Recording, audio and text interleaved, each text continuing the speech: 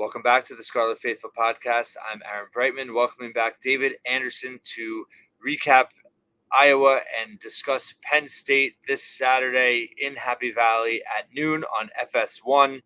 And we wanted to start in a way that's a little bit different because I think that there are some relative comparisons or kind of tiers in terms of Iowa, Penn State, and Rutgers and how we kind of look at things collectively, David and I, in terms of where these programs match up and the similarities and differences. So in terms of where Rutgers is at, why Iowa is above them, and then why we think Penn State is above Iowa. David, kick it off. Sure. So, I mean, of course, on the field, we've seen Iowa has lost, two games, one of which was a typical Iowa dogfight. The other one, they've got obliterated by Penn State. And so after last week's game with Rutgers, when Iowa, eventually soundly defeated them, but it was a one-score game in the fourth quarter. I think really Rutgers just didn't have it. And we know that every year that there's a game where you just don't have it. So the thought after the game, other than anger in some cases or frustration, was really just kind of saying, okay, let's take a step back and reassess where we are as a program and why.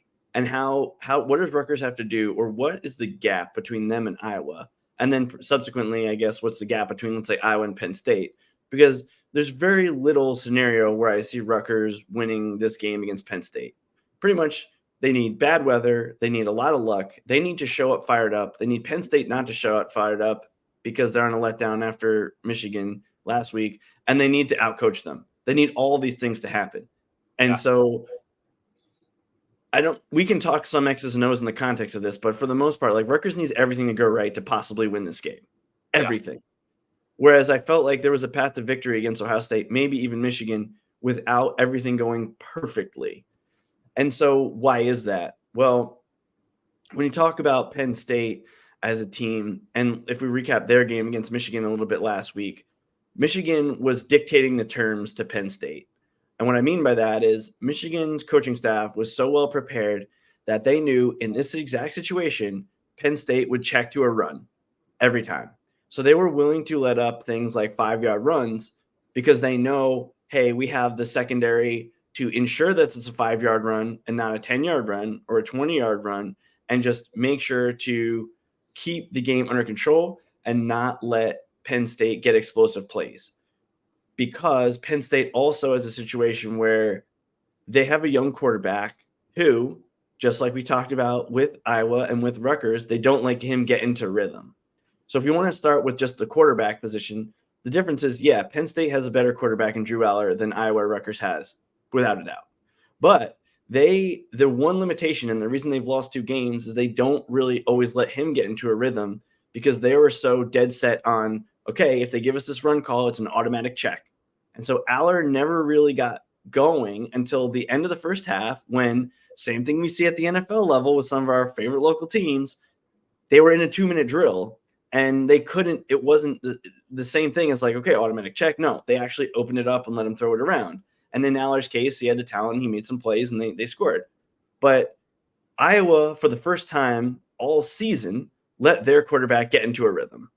And the irony being, and I think you had mentioned this, Gavin Wimsatt actually was kind of in a rhythm in the first half, and the numbers back it up. But then in the third quarter, he barely threw the ball at all. And when he did, it was like either a throwaway or whatever. And so I guess the first thing is just to reach a level of, like, how has Iowa had success last week, and how do you get your quarterback play up to the level that is passable? I do think Rutgers needs to be a little bit more unpredictable and put their quarterback in a position to get into a rhythm like you've been saying all season. I mean, when you look at the 3 programs, even though Aller is more talented, Penn State has had the handcuffs on him, and that's one of the reasons that their offensive coordinator, Mike Yurcich, was let go after last game, which seems like an odd time. There's 2 games left in the regular season. Why would you do that?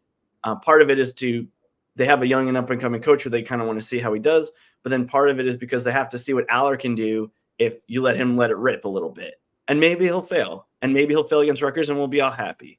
But even a guy as talented as that was unable to get it going for the most part against Michigan because he wasn't throwing the ball enough, basically. And so, I contrast that with one quick example before I turn it over to you about the QBs. But like when we saw Rutgers play Nebraska last year, Rutgers outplayed them the entire game, but Nebraska let their quarterback let it rip a little bit. Yep. And he had success eventually. Yeah, he threw interceptions. Yeah, they had bad drives, but eventually the quarterback was able to make enough plays that they ended up moving the ball. And I feel like I trust Kirk Soraka, and maybe they just know that that's not going to work for Gavin. Maybe the plays that worked for him in the first half were the only ones they knew would work. Maybe. So we have to put our trust in the coaching staff that over time this will work. But I think even if it's not this year, I think that's where Rutgers is going to need to get to, where they can be a little bit more unpredictable on offense, which allows their quarterback to maybe have some more throws or scheme the guys open, stuff like that. I mean, what other thoughts did you have just on the quarterback play, either from that Penn State so far this year or even that Rutgers game last weekend? Well, I had two kind of follow-ups on the points you were making about Penn State and how it relates to Rutgers, and those were all great points. Was when you're talking about Michigan being well prepared for Penn State in terms of knowing what they were doing in terms of running, I believe you mean more tendency Tendencies versus the sign stealing scandal, correct? Correct. I wasn't talking about actually knowing their plays. It was more, we know that if we line up in this look with two deep safeties and they come out in 12 or 22 personnel, they will run the ball guaranteed. Mm-hmm. And I don't think that comes from stealing plays, because it'd actually be the reverse. That would come from the quarterback knowing at the line, I'm automatically going to go to a run. So it's actually the reverse in terms of knowing what they're going to do. It's more putting them in a situation to dictate like how they're going to handle that situation rather than knowing the exact play. Right. So whatever, if we have a pass and a run called in the huddle, we know if we line up in this way and it looks like a cover 3 and our two safeties are back, that they're going to go with whichever one of those two plays is a run. That's what I mean. So to counter that, or to transition off of that, this week, how much do you expect that to deviate, and how much do you expect that Penn State does try to open it up more than they have so far this season with the interim OC and making the change when they did? It's hard to say, because I obviously he's a new coach. We haven't seen it's not like Rod Carey. Like when we came into that game against Indiana, we had seen Rutgers play that particular offense before. We had seen him call plays a lot before. This is kind of a different animal. But I do think Penn State is going to know that they don't have to be perfect to win this game. And they're also going to want to leverage the fact that if they just played a little bit too conservative, their players might be kind of not all bought into it, right? Because they're coming off an emotional letdown. And one of the worst things you can do when you're in a trap game, following a game like that, which this is really for Penn State, this is a trap game, is to get too conservative, and then your players just don't have the same emotion that they do if you're like, all right, let's go for the jugular. So I do think that James Franklin has a good pulse on that. And the one biggest criticism is the reason that they let their previous coach go, other than the predictability, was that Franklin basically said in his comments that they would go into a game with a game plan, and then the game would get away from them. And I know Shiano talks about how every game takes on its own personality, but basically what Franklin was saying is like, no games this year were exactly how they drew it up. And so I do think that there's going to be more of a tendency to stick with the plays that they already were preparing for during the week. And you have to assume some of them are going to be past plays that we haven't seen as much on film. So I do think that they're going to open it up a little bit more. They have good tight ends. Rutgers is missing, their best tight end covering guy, which is Powell. So I do think we might not see deep passes from Penn State, but I think they're going to leverage the fact that Rutgers is assuming a run to, throw some play action or just throw some passes that might keep the defense off balance. So in that regard, no, I don't think it's a very good time for Rutgers to be playing Penn State, because they have no idea what they're going to get. Yeah, I think for the most part, it's funny. I think this is the fifth game where Rutgers has played a team with either an interim coach or, if you count Iowa, knowing a change is happening, where I felt like going into before Iowa, everything kind of worked. It was a bit of an advantage for Rutgers in terms of how it was falling. I made the joke last week, and someone actually commented on it that I made the joke. Wouldn't it be funny if Ferentz just opened it up and just had his best game of the season because he has nothing to lose, right? So he kind of did do that, and But then even now then, they completed one long pass. That's it. well, but isn't it so Rutgers that they're the last team in the country to give up a 40-plus yard play, and then they finally do it, and it's against Iowa. It was actually, brutal. they did give up the play to Travion Henderson. Was that 40-plus? Okay. Yeah, it was 65. All right, yeah. But Rutgers and Ohio State were the last two teams to give up a 40-yard play, and Yep. Ohio State had given up the run to Monungai in 4th and 1, the double snap, or whatever. What are we calling that? What is the name? Do we have a name for that play? It was was it the Rutgers Ruski? Is that what the Carlos Rutgers called it? Ruski? Yeah, so Rutgers had the Rutgers Ruski, which broke the Ohio State streak of not giving up a long play. But then Rutgers gave up one long play in that game. So it was technically not the first one, but yeah. It was ironic that it was Iowa that was able to complete a long pass out of nowhere. Right. So plus the coverage, basically. Yeah. Yeah. So I think that, I think the combination of a little bit of more uncertainty than you normally would have going in against Penn State. I mentioned to you offline my concern about just in previous years. I feel like arguably maybe other than Ohio State, no team has beaten Rutgers up in the trenches on both sides of the ball like Penn State has. And then you have the fact that, I do think Rutgers is banged up at this point. We really don't know the availability of a lot of players, a lot of key players on defense. Flip Dixon got a little banged up. We had an issue on the defensive line. Monungai, we don't know how he is. So there's a lot of uncertainty, I think, for Rutgers in a potentially concerning way. And Penn State has a unpredictability, in a way that they can use to their advantage. So I don't think it's a good combination. No, definitely not. I mean, and that kind of leads into I just want to make a quick comment about the running backs, which is so Penn State's number 3 running back is Trey Potts, right, who played for Minnesota last year in the game against Rutgers. And so they have equal running back depth to what Rutgers has. I think that the big difference is that Singleton, who's really kind of their number 1 running back, he's basically just been taking the yards that have been blocked for him this year. He really hasn't had that explosive second gear. And so I do think that there's an opportunity for Rutgers to close the gap between these teams by, even if it's an undersized guy like a Jashawn Benjamin, just that brings something different to the table.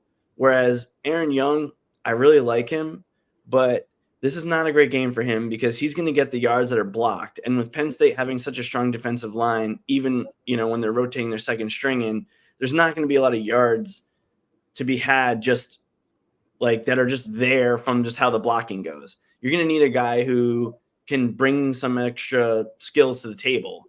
I mean, basically what Michigan had was their running backs are so fast that they were able to kind of bust one outside, even if that's not what the play called for. But of course you run the risk there of, getting stopped for a loss at times. So there is a balance between getting the available yardage and taking a risk. And what you saw from Iowa is they always just take the available yardage in the run game. And that's kind of where Rutgers is as well. And so you kind of have to lean on your personnel. And that's where we headed into the season thinking Sam Brown was going to be able to break some of those runs. Turned out Colin Monungai was able to break some of those runs. But I think more of that is just second effort and the fact that they can't see him than a speed to the outside per se or a good stiff arm. And so I think that the gap between Penn State, Rutgers, and let's say Iowa at the running back spot is almost zero. The gap between them and maybe someone like Michigan or Ohio State is okay. Yeah, maybe those teams have a guy with a little bit more a burst, but otherwise, I think that they're in the run game. In terms of running backs, I think that their gap is pretty even. In terms of run blocking, I mean, this is the best offensive line Penn State's had in 20 plus years, probably. I'm thinking maybe the Michael Robinson team, maybe earlier than that, because since then they've been kind of thin on the line. And Rutgers has been able to slow down the Penn State offense. As much as you said Rutgers can't run the ball, we've been in dogfights with Penn State a couple times because they couldn't run the ball. The game comes to mind where Giovanni Ricchino dropped that, Philly special in the end zone. That was not a blowout. Then there was the game that was 9-0 at halftime. Then there was the game that Saquon Barkley, they had stopped him on 4th down twice in the first half. There was a couple games there where Rutgers was tight at the beginning. But the difference is I think this year Penn State's offensive line, which has 4 4-star guys starting, plus a transfer they're going to be able to beat up Rutgers, I think. And so I think Pat Flaherty's done an amazing job with what he has, but Rutgers is going to need to see some of their more highly talented, more physically gifted linemen get better for them to take the next step in the run game. I don't think they can take very much. I think they're kind of maxed out with what they're able to do now with what the personnel they have in Monangai. I don't see without a personnel improvement that they're going to do much more like in subsequent years without a little bit more talent at the offensive line. So, I mean, do you have any other thoughts on the run game? My biggest thought is that Maryland's a much better matchup In that regard, than this week, so that gives some hope. Honestly, I just feel like this is a game where you want to get out as healthy as possible, because I think that Maryland is a very winnable game now. I'm not saying it's going to be easy. It's never easy, but I think just the way Rutgers matches up on the lines is a lot better. I think they have advantages on the lines against Maryland, where it's the opposite against Penn State. And I think that, this is the third top defense in a row. This is the third going to be very physical, week that they're playing. I like you said, they pretty much need everything to go right to win. I think they need most to go right just to even be in the game. And I've said this I think briefly before, but like I honestly do believe that James Franklin gets Penn State up for Rutgers. I think that he really does. They downplay it. They don't want to admit it, but I think they do. And I think from a recruiting standpoint, he emphasizes how important it is to bury Rutgers. And I think that is concerning as well. So it's, I hope that they, I guess looking at the offensive game plan, what's that going to be? It would be nice to see them be aggressive, even if it doesn't work. I think that, you touched on it, like throwing on first down. I mean, they've very rarely done that. I think it's also going to depend on if Monangai plays and if he's available and how healthy he is. I think one thing that people aren't really grasping is that like that block that he seemingly got hurt on. For me, that was collateral damage. Like he's pancaked guys on that block all year.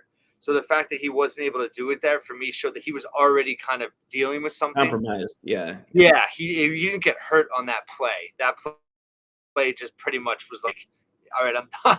I need to get out of here. But I think it's that, and a lot of people did not like when I tweeted that last week as an excuse, and it's not an excuse. It's just it's the reality of playing football, and I just think that we've seen it before with this team, and even though they're a lot better this year, and I think more depth and more talent, this team is showing signs, I think, of being pretty beat up, and I'm worried if maybe the bottom, so to speak, falls out a little bit on Saturday.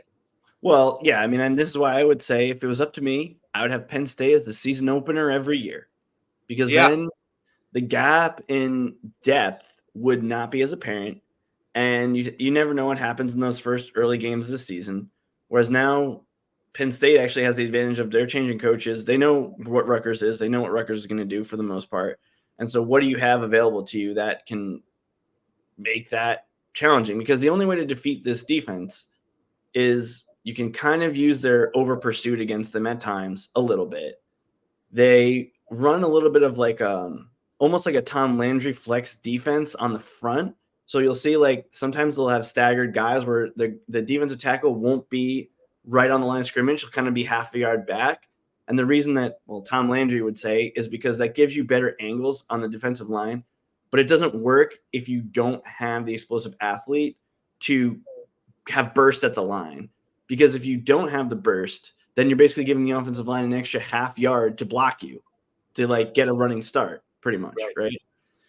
But Penn State, I mean, the biggest difference again between, let's say, Penn State, Iowa, Rutgers is Penn State has these more athletic guys, like we talked about with Michigan on their defensive line, that you see their burst at the snap. It's so much more than we see from a team like Rutgers. And I like the guys Rutgers has on the defensive line, don't get me wrong, but they don't have the same burst. Like they don't have the same explosion at the snap. And especially the other reason I would say I think Penn State, I mean, I want to actually take a step back here because we talked about how strong Ohio State, Michigan, Iowa, and Penn State. And you're like, these are four of the top defense in the country. Yes. I'll give a caveat though. That clearly we've seen the most of the teams in the Big Ten don't have good offenses. So some of their statistics are a little bit inflated. Whereas if Yeah, you put the top tier SEC defenses next to them, it's probably pretty comparable. But I think the offenses that those teams are playing week in and week out are better. Again, yeah, a little bit. But that's the fair. reason I think Penn State is, I think, has the best defensive line in the Big Ten is because their defensive ends are more explosive. Isaac, especially, is a monster. He's got 6.5 sacks, and there are times where he doesn't have a sack because someone else got it first.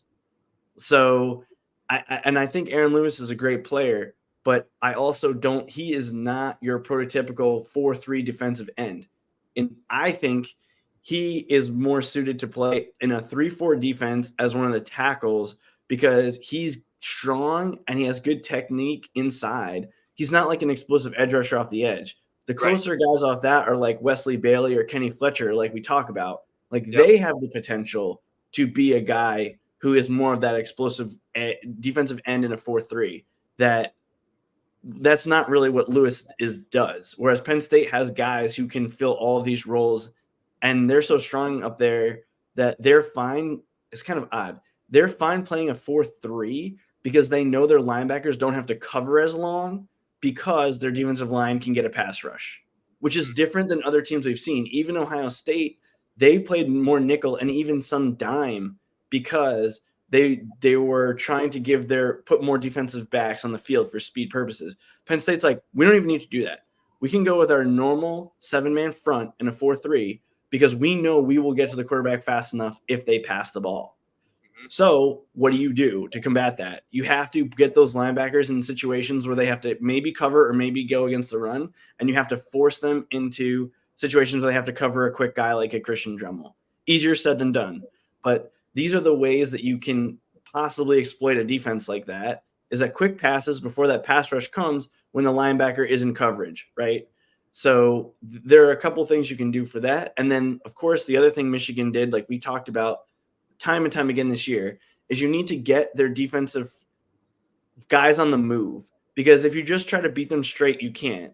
But if you get your quarterback on a rollout, and again, rollouts are dangerous because you can get sacked if there's a free rusher, but you need to get him on the move. And J.J. McCarthy did a great job of that last week in changing the angles that the defense had to cover. And that's how it worked because Michigan's receivers weren't really dominating. But McCarthy was able to change the angles and the planes that they're looking at. And I feel like Rutgers has to do that, even if it's just with Wimsatt running. So the defense needs to account for the fact that he could pass. And I do think Rutgers at times this year has coached him to just throw it away. We saw a couple against Wisconsin where he did get outside, but he didn't. He had more time than you realize and just threw it away. But also, I don't know how good Wimsatt's decision making is in those situations. We've seen times where he probably could have tucked it and ran for 10, 20 yards, and instead he throws it to like a covered Johnny Langan or Ian Strong, and he catches the ball and goes right down. So I'm not sure his decision making is good. But then on the flip side, I'm not sure if decision making is bad because they don't do it enough.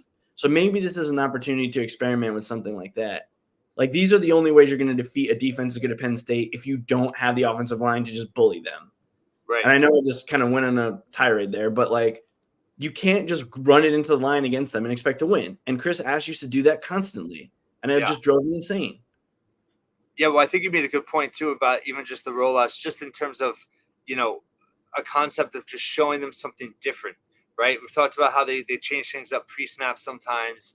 And it's not necessarily just about Wimsatt throwing down the field all the time. I mean, even we've harped on it, but they very rarely ever throw to the running back side of the backfield. Like just show them something different than they've been showing. And then the other part is, going into the fourth quarter, I think Wimsatt had only run it one time against Iowa. Correct. So I agree with you on that. I think some of the decision making, he might be too conservative in choosing to run in certain cases where potentially he could have stretched it, and I think that is a way for him to keep the defense off balance a little bit, where it hasn't, since Indiana, it hasn't really worked. Yeah, I mean, and we also talk about it too, and I kind of equate it to like fast guys in baseball. If you don't let them steal bases, for whatever reason, they don't hit the ball as well. It makes no sense. You'd think they'd hit better. They're more focused on that.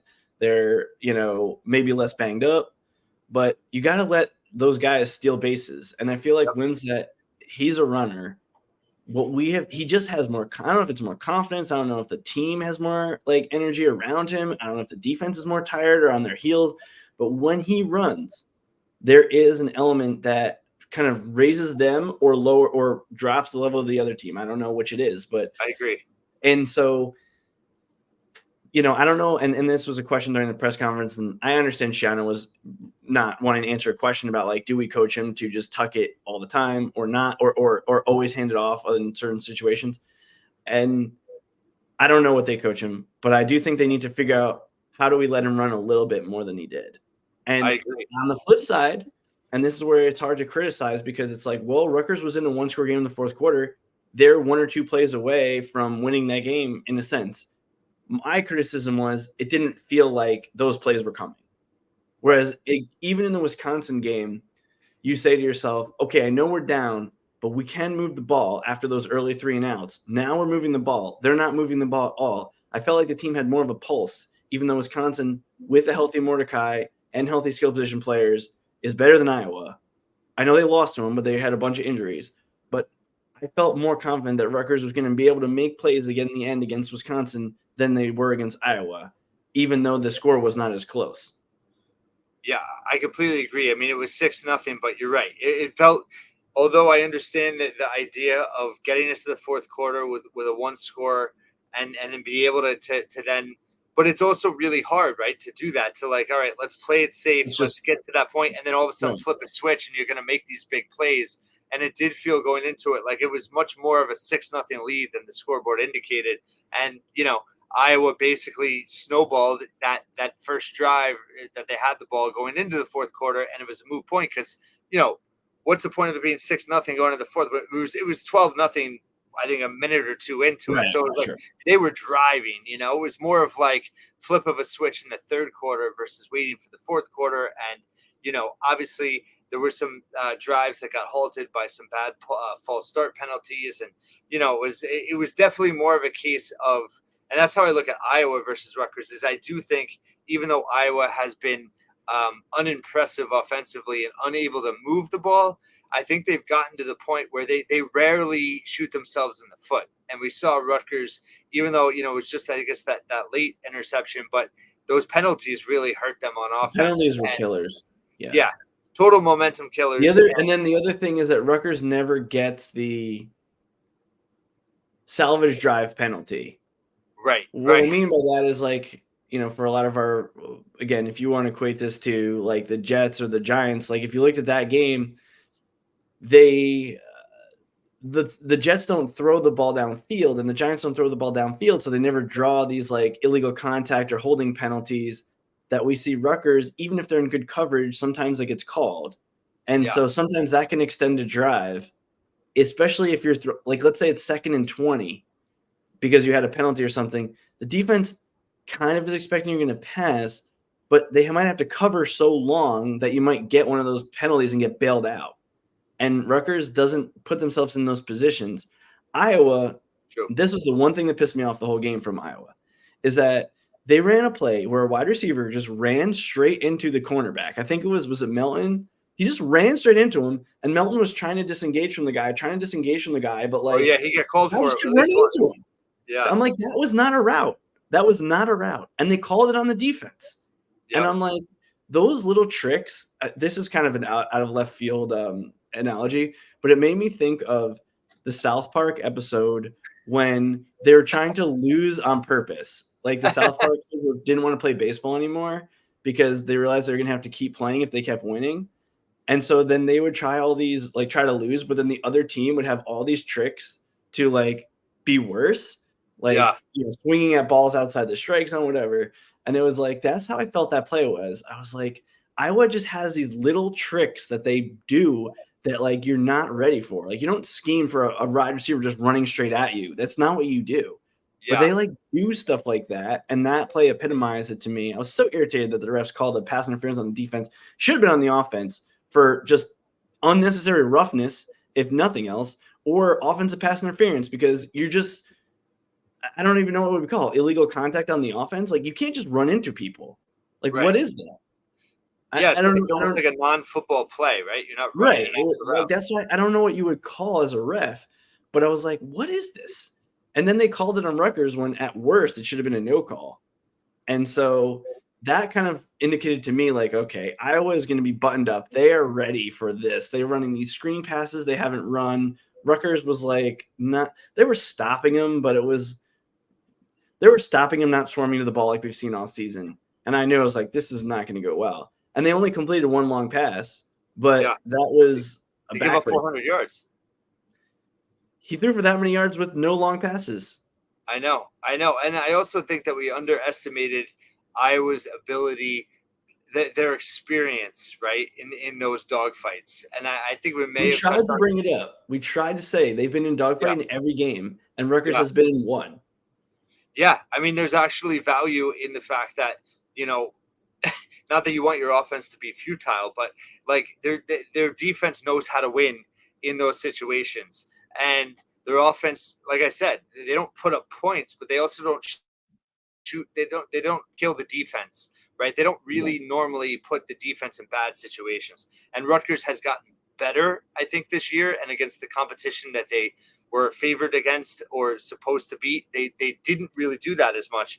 But against this other tier of opponents, they're still not there yet in terms of, making key mistakes and not putting their defense in a bad position, even if it's just keeping them off the field and not sustaining drives. Well, and special teams, we didn't even talk about that. Rutgers got outplayed big time. And the short fields, even when Iowa wasn't scoring, it just felt like because they were having short fields, eventually they would get it. Yeah. It was like a weight that was wearing down on them.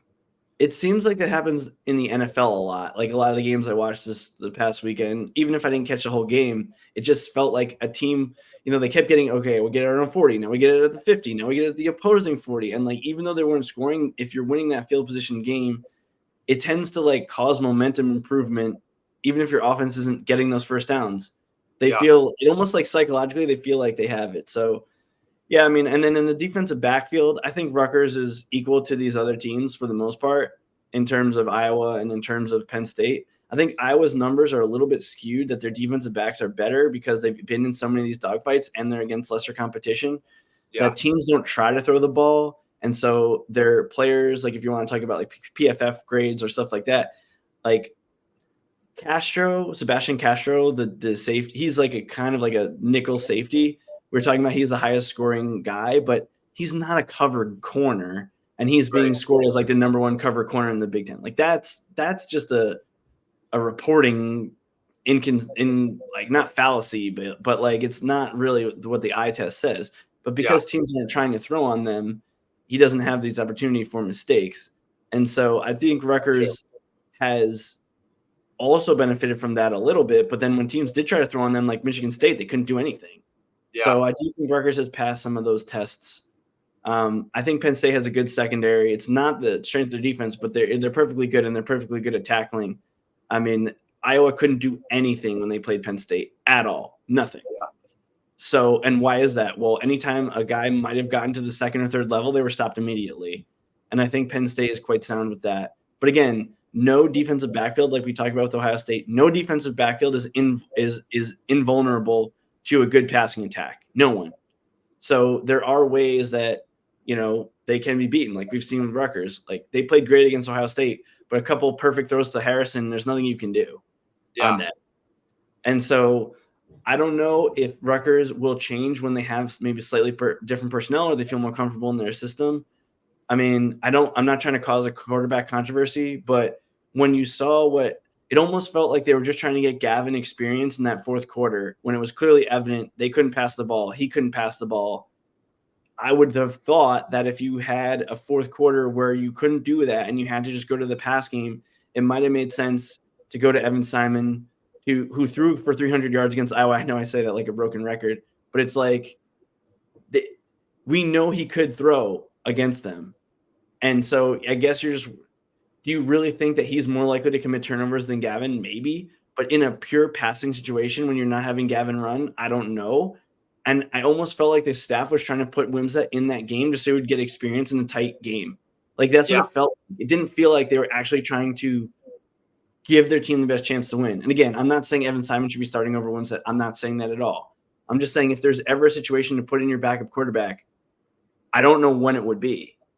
And so I don't know. Maybe they think he's going to transfer at the end of the year. Maybe they're more thinking they would go to Shepard. I don't know. But it just was odd to me. It just felt like your offense is nothing and you're not changing your play calling or your personnel. So why do you think it's going to change? That's kind of what it felt like.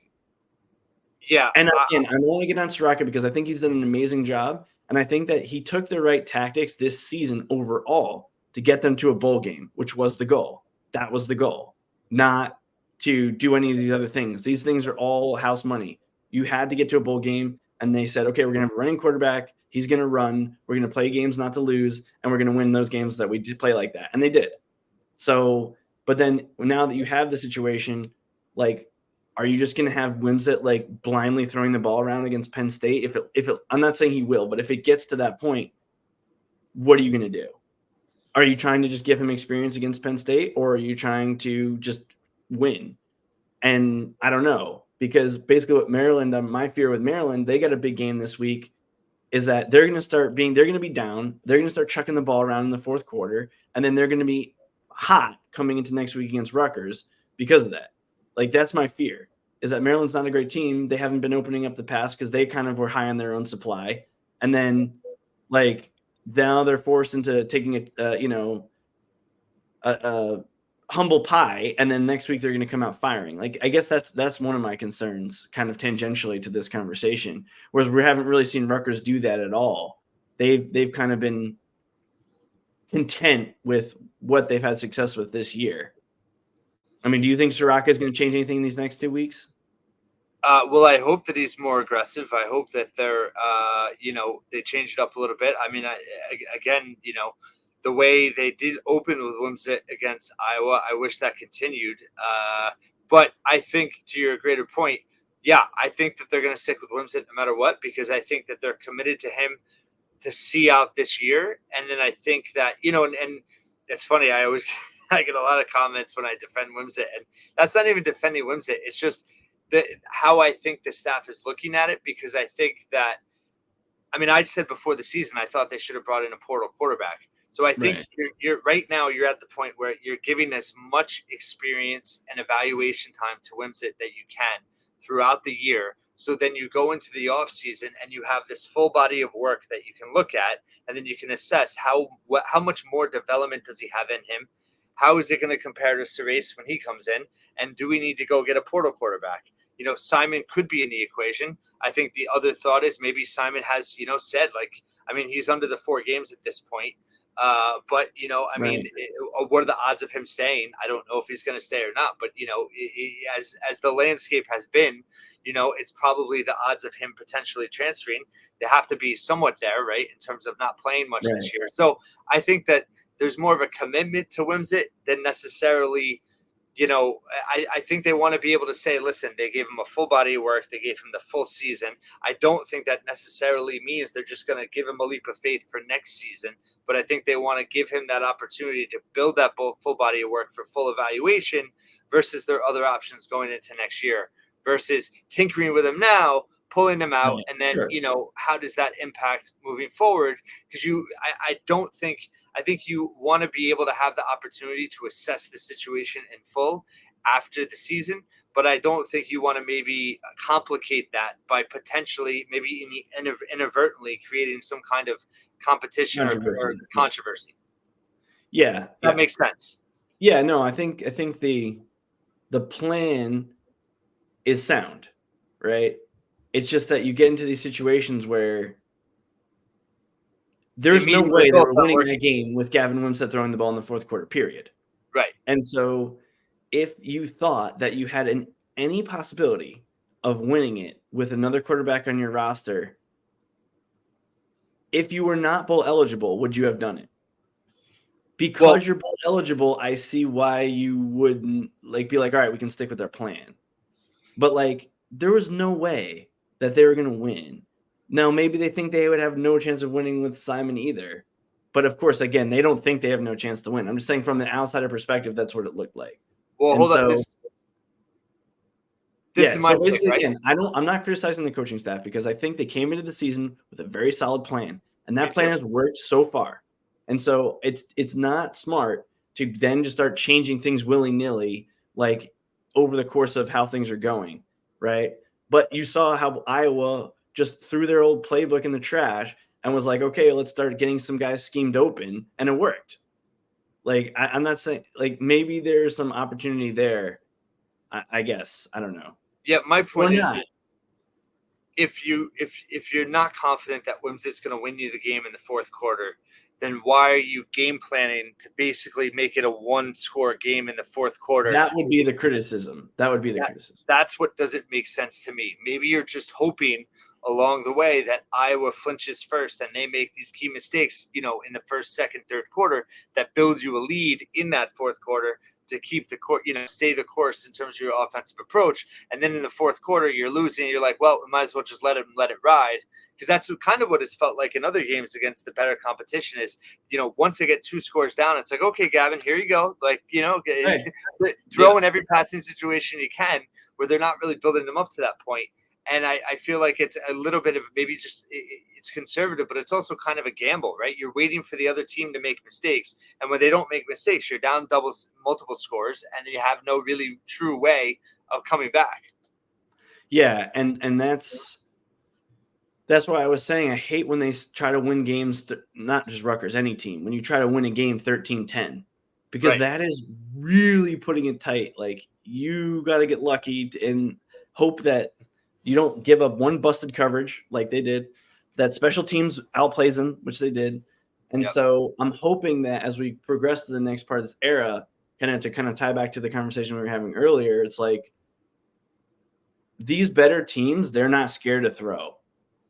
Right. Like, that is the biggest change in college football in the last 10 years, 15 years maybe. Is like now Alabama is chucking it around. LSU's chucking it around, like with Joe Burrow. And you're like, I've seen LSU play so many times the same way that we're seeing Rutgers, Iowa, Penn State play. And that's really where Penn State has to go back to the drawing board when they're looking for their new coach hire for offensive coordinator, is like, do we want to go 10-2 every year with our losses to Michigan and Ohio State? I know the schedule is changing, right? But do we want to do that, or do we want to raise our ceiling but risk maybe not winning a game that we would be able to win if we just played it and road graded them?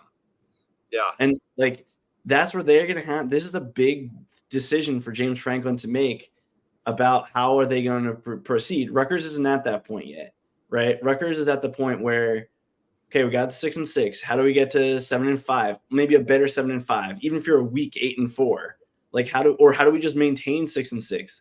Right now that, I think Soraka has said we want to be able to pass or run the ball if we need to, but then at the same time, if you can pass, are you going to let them pass? Because like I was saying with Penn State, Aller can throw the ball if you let him get into a rhythm, but if you don't, he's what are you doing? And it's why are you're basically having him play like Noah Vedral. And you're like, but he's got a cannon. But you watch it and it's like he's running up the middle sometimes. He's doing, quick short passes. Like, you literally would have designed the game plan for Noah Vedral because you have no alternative. And this is something I mentioned to you offline, and I know we're rambling about this a little bit, but it's kind of an interesting conversation, is like when Penn State had Christian Hackenberg, they didn't run that type of offense because he was so inaccurate that you can't throw a screen pass. He throws screen passes 10 yards over a guy's head into the ground. And so they're like, well, the only thing we can do with this guy is we got to be basically throw it downfield and throw 50-50 jump balls. And it was the fact that he was not accurate that he actually was more successful in his first year than Drew Aller, when Aller is way more accurate. He's probably better in every way as a quarterback than Hackenberg, other than being blockheaded. But because of that, you're actually selling yourself short, because you're like, well, we can, since we can, we will. Whereas with Hackenberg, they're like, for his 3 years, he just kept trucking downfield. They're like, why isn't he getting any better? It's like, well, I don't know where he can get better, because this is who he is. Yeah. So it's kind of just a really interesting thing to see that, and how Penn State is going to have to look themselves in the mirror and decide, are we just going to lean on our running game, or are we going to try to be a more explosive offense that's going to give us a better chance to win against Ohio State, Michigan, or now that they're going to be facing Washington, Oregon, etc. Again, I don't think Rutgers is quite at that point, but I think Iowa might be at that point, because they're not going to be able to rest on the Big Ten West anymore, where they're like, well, we know that Illinois and Minnesota this year, notwithstanding, they're going to shoot themselves in the foot before we do. So Iowa hasn't had to have that, urgency. Urgency either. And I think that might be one of the reasons they made the move with Ferentz is they're like, listen, the Big Ten West is over. We're going to get the title this year probably, especially because the Big Ten wants us to go into that game 10-2. But like, this is not going to work against Oregon, Washington, or as the other Big Ten West teams start to evolve, like Wisconsin, like Purdue already has. Like we saw Illinois, their backup QB threw for 500 yards last week. Yeah. Backup. It's crazy. Yeah. So I'm curious to see how this evolves. But then the interesting thing is, then if everyone's evolving, does it make sense for Rutgers to keep zagging if everyone else is zigging? I don't know. So then do you completely change who you are this year? I doubt it. I think you just stick with your plan this year, and then your offseason, you come to some of these decisions. But it's really interesting. And I think that's where if a team, and if you want to talk tactics, like if they think you're going to run, you might be able to throw some passes that keep them off balance without risking downfield throws. You don't necessarily have to throw downfield. Right. But to just put a bow on everything I'm saying and how it ties to Penn State, when Penn State plays Rutgers, Rutgers will have seen that they keep their safeties 9 yards on film, but then against Rutgers, they're at 7 yards. And so they're daring Rutgers to throw it downfield. They've always done that, and Rutgers has never had any success. And so that's one of my biggest reasons for pessimism going to this game, is that whatever you see on film, they're going to stack the box even more and like basically dare you to beat them over the top. And will Rutgers stick to their game plan or not? I don't know. And are you playing to win or are you playing to be who you are? I don't know. This is all the interesting questions that will be answered tomorrow. Yeah, my counter to that, my last key is that there is a chance, I guess, that if Penn State does play more aggressive offensively, right, and even though Aller is very accurate, that it could lead to some more turnovers, and the Rutgers defense could force some turnovers that could completely flip the game on its head and change it. If Rutgers actually gets some short fields to work with. And I agree with your point about running. Like, you don't necessarily have to throw downfield, but you need to compensate for the running game in different ways, right? And that's where like the lack of tight ends, the lack of running backs in the passing game, I think has sold them a little short. So at any rate, we talked about a lot. Excellent analysis and insight as always. We'll be back next week to talk about the Penn State recap and the Maryland game regular season finale. David Anderson, thank you as always, and thank you for listening and watching the Scarlet Faithful podcast once again.